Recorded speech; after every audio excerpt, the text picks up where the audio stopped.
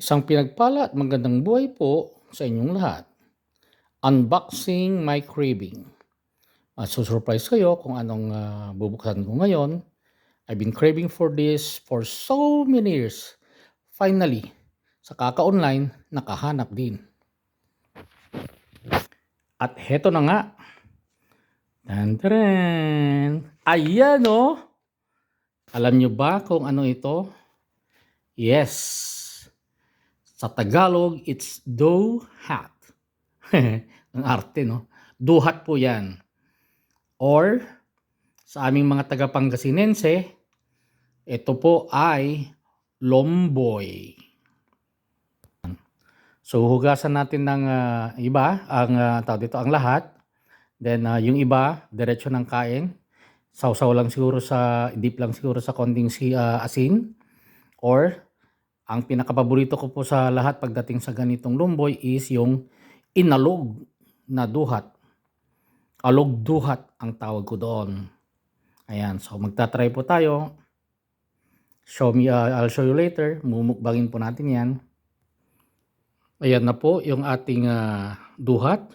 As you can see, meron siyang puti-puti kasi yan na po yung Himalayan pink salt. A healthier version ng salt.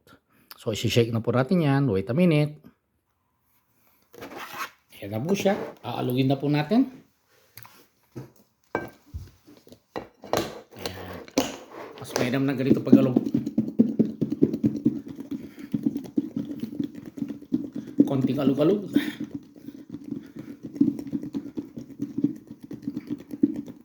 Ayan. And let's try. Sa letrang B. Numero 7. Tingnan natin. Duhat. Wow.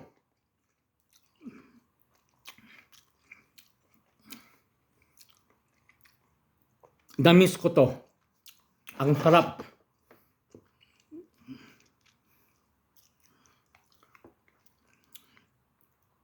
After so many years abroad, ilang taon na po akong nag-abroad. Ngayon lang ulit ako nakatikim ng duhat.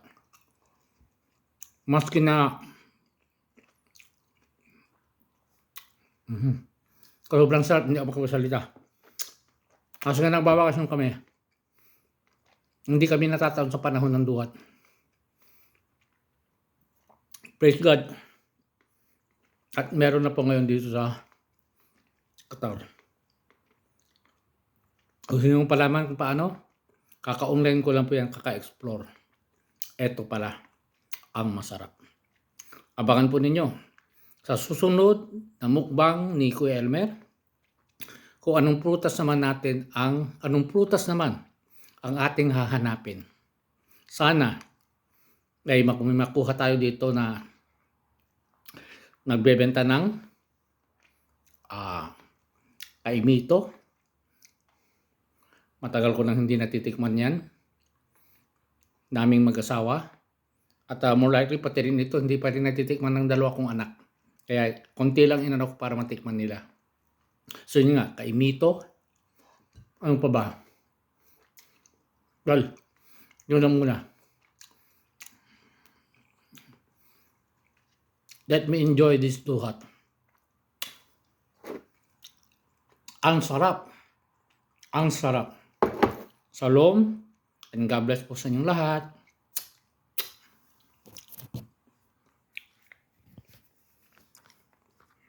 Ayan, no?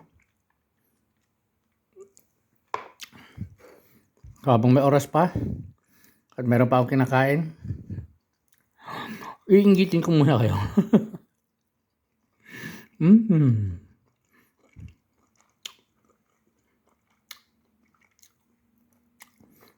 Okay? Shalom and God bless po.